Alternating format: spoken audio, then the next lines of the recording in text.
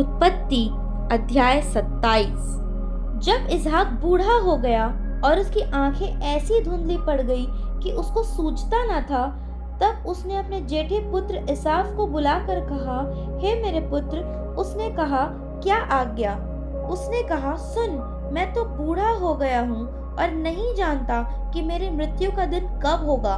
इसलिए अब तू अपना तरकश और धनुष आदि हथियार लेकर मैदान में जा और मेरे लिए अहेर कर ले आ। तब मेरी रुचि के अनुसार स्वादिष्ट भोजन बनाकर मेरे पास ले आना कि मैं उसे खाकर मरने से पहले तुझे जी भर से आशीर्वाद दूं। तब एसाव अहेर करने को मैदान में गया। जब इसहाक एसाव से बातें कर रहा था, तब रिबका सुन रही थी। इसलिए उसने अपने पुत्र याकूब से कहा, सुन, मैंने तेरे पिता को तेरे भाई एसाव से यह कहते सुना है, तू मेरे लिए अहेर करके उसका स्वादिष्ट भोजन बना कि मैं उसे खाकर तुझे यहोवा के आगे मरने से पहले आशीर्वाद दूं। इसलिए अब हे मेरे पुत्र, मेरी सुन और यह आज्ञा मान कि बकरियों के पास जाकर बकरियों के 2 अच्छे अच्छे बच्चे ले आ और मैं तेरे पिता के लिए उसकी रुचि के अनुसार उनके मांस का स्वादिष्ट भोजन बनाऊंगी। तब तू उसको अपने पिता के पास ले जाना कि वह उसे खाकर मरने से पहले तुझको आशीर्वाद दे। याकूब ने अपनी माता रिबका से कहा, सुन, मेरा भाई एसाव तो रोंआर पुरुष है और मैं रोमहीन हूँ। कदाचित मेरा पिता मुझे टटोलने लगे तो मैं उसकी दृष्टि में ठग ठहरूंगा और आशीष के बदले शाप ही कमाऊंगा। उसकी माता ने उससे कहा, हे मेरे पुत्र, शाप तुझ पर नहीं, मुझी पर पड़े। तू केवल मेरी सुन और जाकर वे बच्चे मेरे पास ले आ। तब याकूब जाकर उनको अपनी माता के पास ले आया और माता ने उसके पिता की रुचि के अनुसार स्वादिष्ट भोजन बना दिया। तब रिबका ने अपने पहलौठे पुत्र एसाव के सुंदर वस्त्र जो उसके पास घर में थे लेकर अपने छोटे पुत्र एसाव को पहना दिए और बकरियों के बच्चों की खालों को उसके हाथों में और उसके चिकने गाल में लपेट दिया और वह स्वादिष्ट भोजन और अपनी बनाई हुई रोटी भी अपने पुत्र याकूब के हाथ में दे दी। तब वह अपने पिता के पास गया और कहा, हे मेरे पिता। उसने कहा, क्या बात है? हे मेरे पुत्र, तू कौन है? याकूब ने अपने पिता से कहा, मैं तेरा जेठा पुत्र एसाव हूँ। मैंने तेरी आज्ञा के अनुसार किया है, इसलिए उठ और बैठकर मेरे अहेर के मांस में से खा कि तू जी से मुझे आशीर्वाद दे। इसहाक ने अपने पुत्र से कहा, हे मेरे पुत्र, क्या कारण है कि वह तुझे इतनी जल्दी मिल गया? उसने यह उत्तर दिया, तेरे परमेश्वर यहोवा ने उसको मेरे सामने कर दिया।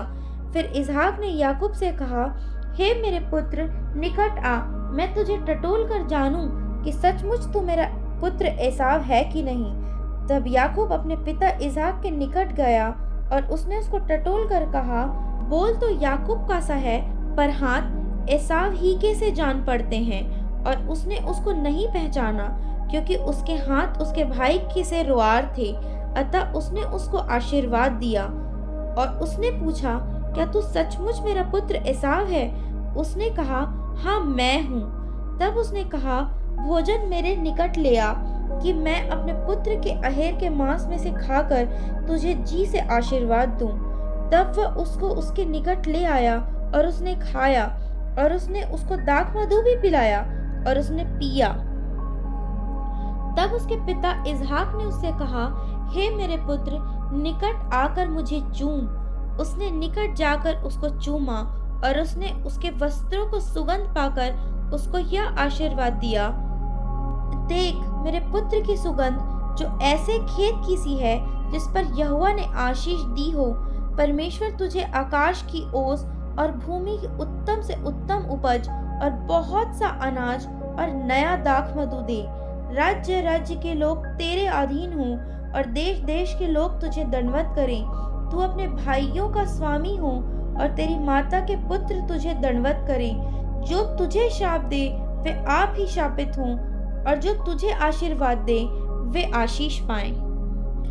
जैसे ही यह आशीर्वाद इसहाक याकूब को दे चुका और याकूब अपने पिता इसहाक के सामने से निकला ही था कि एसाव अहेर लेकर आ पहुंचा। तब वह भी स्वादिष्ट भोजन बनाकर अपने पिता के पास ले आया और उससे कहा, हे मेरे पिता, उठकर अपने पुत्र के अहेर का मांस खा, ताकि मुझे जी से आशीर्वाद दे। उसके पिता इसहाक ने पूछा, तू कौन है? उसने कहा, मैं तेरा जेठा पुत्र एसाव हूँ। तब इसहाक ने अत्यंत थरथर कांपते हुए कहा, फिर वह कौन था जो अहेर करके मेरे पास ले आया था, और मैंने तेरे आने से पहले सब में से कुछ कुछ खा लिया और उसको आशीर्वाद दिया। अब उसको आशीष लगी भी रहेगी।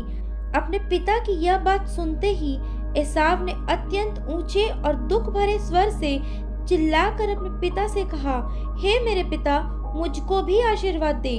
उसने कहा, तेरा भाई धूर्तता से आया और तेरे आशीर्वाद को लेके चला गया। उसने कहा, क्या उसका नाम याकूब यथार्थ नहीं रखा गया? उसने मुझे 2 बार अड़ंगा मारा। मेरा पहलौठे का अधिकार तो उसने ले ही लिया था, और अब देख, उसने मेरा आशीर्वाद भी ले लिया है। फिर उसने कहा, क्या तूने मेरे लिए कोई भी आशीर्वाद नहीं सोच रखा है? इसहाक ने एसाव को उत्तर देकर कहा, सुन, मैंने तो उसको तेरा स्वामी ठहराया और उसके सब भाइयों को उसके अधीन कर दिया, और अनाज और नया दाखमधु देकर उसको पुष्ट किया है। इसलिए अब हे मेरे पुत्र, मैं तेरे लिए क्या करूं? एसाव ने अपने पिता से कहा, हे मेरे पिता, क्या तेरे मन में एक ही आशीर्वाद है? हे मेरे पिता, मुझको भी आशीर्वाद दे। यूं कहकर एसाव फूट फूट के रोया। उसके पिता इसहाक ने उससे कहा, सुन, तेरा निवास उपजाऊ भूमि से दूर हो और ऊपर से आकाश की ओस उस पर ना पड़े। तू अपनी तलवार के बल से जीवित रहे और अपने भाई की अधीन तो हो, पर जब तू स्वाधीन हो जाएगा तब उसके जुए को अपने कंधे पर से तोड़ फेंकी। एसाव ने तो याकूब से अपने पिता के दिए हुए आशीर्वाद के कारण बैर रखा, और उसने सोचा, मेरे पिता के अनंत काल का दिन निकट है, फिर मैं अपने भाई याकूब को घात करूंगा। जब रिबका को उसके पहलौठे पुत्र एसाव की यह बातें बताई गई, तब उसने अपने छोटे पुत्र याकूब को बुलाकर कहा, सुन, तेरा भाई एसाव तुझे घात करने के लिए अपने मन में धीरज धरे हुए है। इसलिए अब हे मेरे पुत्र, मेरी सुन, और हरान को मेरे भाई लबान के पास जा, और थोड़े दिन अर्थात जब तक तेरा भाई का क्रोध न उतरे तब तक उसी के पास रहना। फिर जब तेरा भाई का क्रोध तुझ पर से उतरे और जो काम तूने उससे किया है उसको वह भूल जाए, तब मैं तुझे वहां से बुलवा भेजूंगी। ऐसा क्यों हो कि एक ही दिन मुझे तुम दोनों से रहित होना पड़े। फिर रिबका ने इसहाक से कहा, हित्ती लड़कियों के कारण मैं अपने प्राण से घिन करती हूँ। इसलिए यदि ऐसी हित्ती लड़कियों में से जैसे इस देश की लड़कियां हैं, याकूब भी एक से कहीं विवाह कर ले, तो मेरे जीवन में क्या लाभ होगा।